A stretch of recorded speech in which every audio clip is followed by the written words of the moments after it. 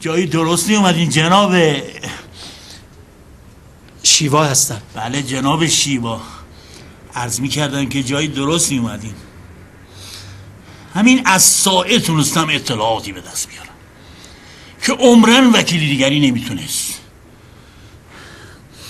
بالاخره بی خودیست که تو این شهر به این بزرگی فقط من یه نفر کابوسی رو مردم وکیل میشناسن، اونم به نام نیک.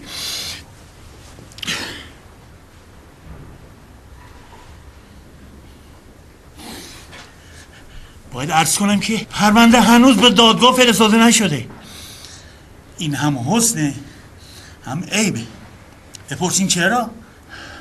حسنه چون شاید بشه با وثیقه آزادش کرد که خیلی آسونم نیست. حالا چرا عیبه؟ عیبه من به عنوان وکیل دست بالم به لحاظ قانونی بسته است. کاری که میتونم بکنم اینی که ثابت کنم اصل اون دستگیری خبط بوده و خلاف قانون.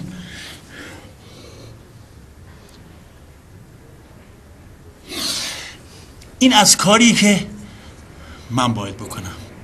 حالا کاری که شما باید انجام بدین. در حقیقت 2 تا کاره.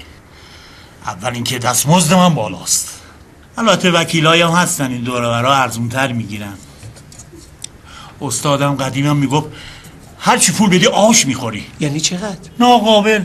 دستمزد من ناقابل 20,000 تومان. 20,000 تومان؟ قطعا ارزش جون پسرتون بالاتر از این حرف هست. اصلا نمیشه با پول قیاسش کرد.